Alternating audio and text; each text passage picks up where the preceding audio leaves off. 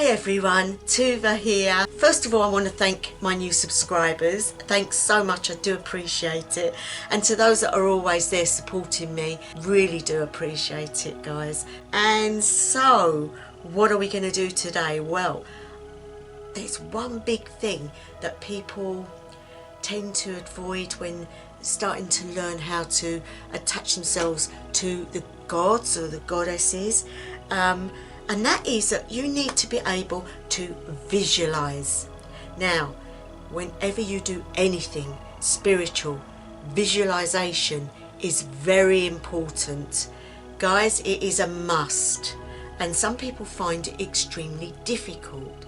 Now, when I was training, I had a lot of teaching on this, because you can't do a spell, you can't do anything unless you can visualize that what you're achieving. You have to see it as it is, as you want it to be. You want to see a good outcome against what's happening at the moment. What you need to be doing is making sure you've got enough time on your hands to be able to do it first. And then I want you to get into clothing that's very comfortable and put a do not disturb sign on the door. Switch your phone off, you don't need it. You can have a drink of water beforehand. Water's very good for enhancing things, so you need to be doing that. And then what we will do is you will light some incense, because that aroma just going in through your nose will sort of enlighten you. Just sit there and just take a breath in and just absorb that energy. Now, where was we? We were actually just getting cozy and comfortable, wasn't we? No one's going to disturb us. The phone's switched off. You've had some water. So you are at that point of maybe still not feeling it, but you will feel it.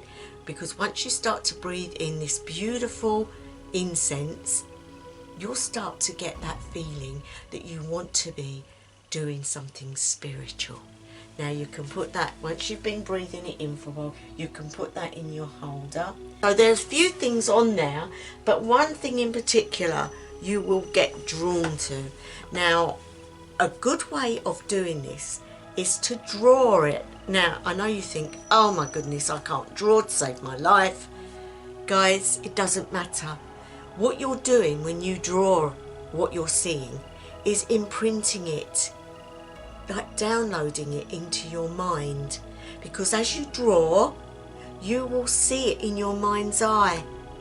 Not to start with, because some people can't do it. But once you've imprinted that, you can put that paper to one side. The reason I want you to do this is because after drawing what you've seen, you put it to one side and then you focus in on this. As you start to look at it, go to the thing that you feel drawn to. Now, I would say it'll be either the flowers or the candle to start with. What is drawing you? Is it the colour, or is it just the fact that this stands forward and that stands behind? You might even be drawn to one of the statues, or even just this incense stick. Whatever it is, it's great. You can do it. Don't think, oh, that's wrong. Nothing is wrong when you practice, honestly. You go with what speaks to you, because that can be your higher self or your spirit guides or your ancestors talking you through it and teaching you. Never dismiss anything that comes into your mind, because at the end of the day, everybody's different and everybody does it differently. The things that I'm showing you is a guideline only. So great, we have our things and you are drawn to something specific. Hopefully you drew that thing on your piece of paper that you did beforehand. There is a good reason why I've asked you to draw it. I want you to note, did it take you a long time to do it, or was it a quick squiggle? Did you do it in colour, or did you do it in pencil or an ink pen or something like that? Was it on a small bit of paper or a big bit of paper? These things will make sense when you start to practice, because for a start, if you squiggled it, it means your mindset isn't really into it. You're trying. If you took a long time over it, it means your mind's ready to spend time doing this. Now, if you did it in colour, that could represent the fact that you are going by colour. So you'll pick the thing that had the colour in. If it was done in a pen very quickly or a pencil, that would mean that you're not sure what you're actually doing at the moment, and that is fine. So you put that picture to one side, get comfortable in a place where you can see, and then just start to look. Just take a deep breath in through the nose. I want you to be really relaxed. I want you to be feeling comfortable, and I want you to be feeling at ease. This is not a test. This is not something hard. You are just observing. So take your time and just look at it and just see what's happening and just absorb it. Don't take any notice of anything else. It's just you and that. If you want help, ask your higher self or anybody that might want to help you, because they will come and they will help you. They will show you things that you never noticed before. Now, taking deep breaths in, relaxing, and just being happy. Right, we don't need this drum too much. It's just to higher the energy, guys. The drum is very good at hiring energies and making things more attainable.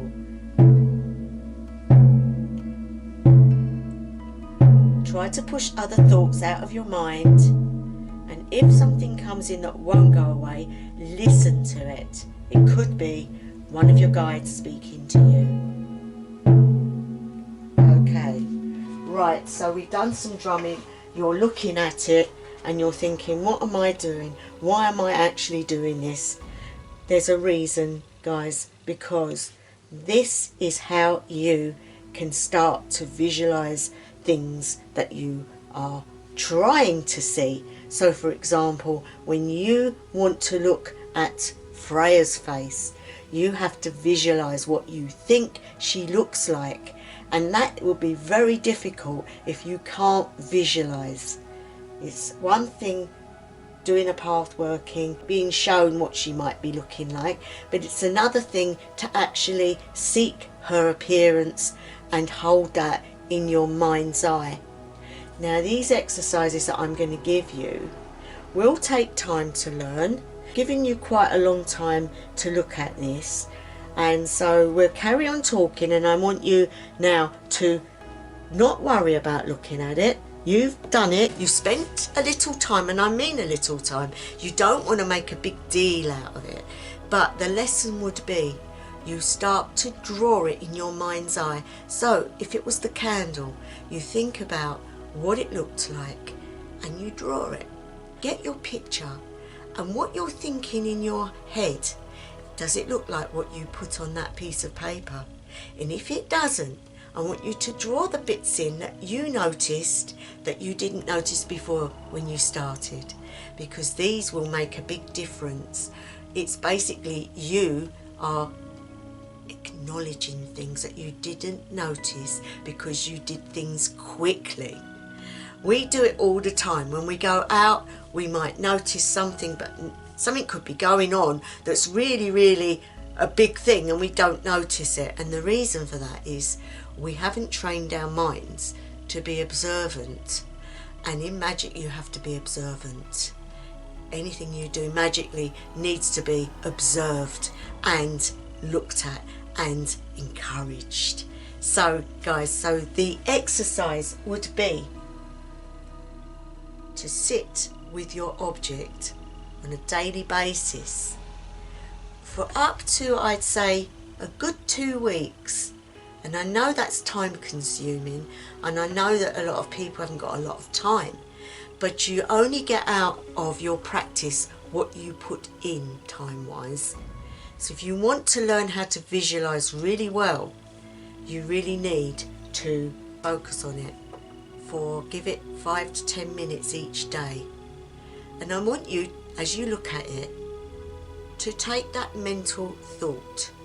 And when you finish looking at it, I want you to get on with things, and then come back later on in the day, sit on your chair in your bedroom or your bed, and don't look at it, but you look within.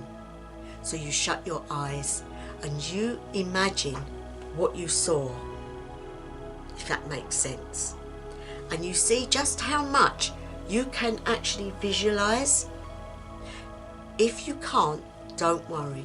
Start again, looking at it, and try to hold that image in your mind. So if you're okay at looking at it and seeing it in your mind, when you go away and later in the day you look at it within, you have to try and hold it for as long as you can. Now that can be very difficult because it's very much like meditations. When you first start, everything comes in bombarding you. You have to learn any stray thoughts that come in or any pictures that come in, you just say enough and let them pass by. And you keep that image in your mind. You may find in the beginning that some of the image falls away and that you'll spend your time trying to rebuild it. Do not worry. In time, it will become as real as if you was actually seeing it in the flesh. It's how long you can hold it that will be the trick, because sometimes people can only hold it for a few seconds. If you do this on a regular basis, you will be able to visualize so well that your spell work will improve. Everything will improve because you will be watching things that's going on around you as well, and you'll pick up so much that you missed before, and it's enlightening and it really does aid you as a person. Now your guides are there to help you. Deity are watching what you're doing. They want to see you succeed as well, because originally it will be this sort of stuff, but eventually you will be able to focus on what you think they look like and the place that they're in, and it will make your meditations far more interesting and your path workings more valuable, and they will appreciate the effort that you put into how you meet with them. It sounds easy, it's not easy when you're starting, but when you learn how to do it, it becomes easier. We never stop learning, we never stop training our minds and our spirits, because otherwise we'd be perfect, and we are far from that, guys. Anyway, I hope that has helped a little bit. Some of you might have focused on the flowers because of the colour. Now when you look at the flowers, what are you seeing? Are you seeing just the colour? Are you seeing all the bits in the middle? Are you seeing the fact that it's standing out? Is it easier to focus on things? You need to jot these things down in your journal. Also, you can make a note of the moon phases, what the day's like, what the weather's like, how you feel, and write it down how you're doing, because when you get much better at it, it'll be good for you to look back on how it felt impossible, but now it is something that you can do without thinking about it. And you will get to the point where you'll be able to hold that image for as long as you want to. When I was training, I picked a pineapple because the pineapple is so interesting to look at. Each little cube has got so much going on in it, and it was very fascinating. And I cut a little piece out and I put that next to it and I drew it, and every day I found something different and I added that to the drawing, till eventually I built up this picture that was absolutely amazing, and I was able to keep that locked in here. And to this day, guys, I can visualize a pineapple and hold it for as long as I want. It takes a lot of practice and a lot of learning, but you can do it. And once you've done still life, you can see real life, you can see movement. The first time I ever saw something move in my mind's eye, it jolted me because I was shocked. It was almost like seeing a television program in front of me, and it really was shocking because I wasn't expecting it. So I went from seeing just something that was static to an actual scene playing in front of me. So all things are possible with our beautiful minds, and the reason for that is we don't use all of it. There is so much that we don't use, and those places have secrets that we could unveil, but you have to be the ones to unveil it all and want to do it. If you put the time in, believe me, you will reap beautiful things. And I just want these videos to help you to learn little things and build them into cascading victories. That's the only way I can put it. They are like small victories, because each thing you learn builds your pathway and gets you to a crescendo where you want to be doing these things, because it is wonderful and you feel wonderful. And it's sometimes very hard to bring yourself back to the mundane, to 3D living. But we have to do that because we are in physical bodies. So again, guys, when you finish with this, make sure you eat and drink. The other thing is, when you get really good, you can put a blindfold on and earphones, and that's called being in the quiet zone. When you're in the quiet zone, you can't hear nothing, you can't see nothing, you are sensory deprived. And when you can do that, you can do so much with your mind. You can fly with the gods, you can do so much. But it is a very, let's say, for those that are not ready to do it, it can be a bit dangerous. You need to be at the stage where you can do it without feeling scared, without feeling claustrophobic, without feeling in danger. Because guys, you are being supported by your ring of helpers, and they are always with you. Acknowledge them when you get up in the morning. Say hi, you know, thank you for all you do that I have not seen, but I know you do it. Thank you, and I want to work with you. I want you to help me, and I will do what you teach me. And just be there, be present. And there we go. I hope it's helped. Remember, keep looking at your picture. Be open-minded, guys. For those of you who are just starting and are new to it all, really, these are exercises that you can do right from the beginning, because they will aid you in other aspects of your path that you're on. You have to put the time and the effort in to get anything from it. So I'm going to leave it there, guys. I hope you enjoyed it. I'll be back next week. Wherever you are, whatever time of day, night or evening it may be, I do wish you the best ever. Love you guys. Take care. House of Alang.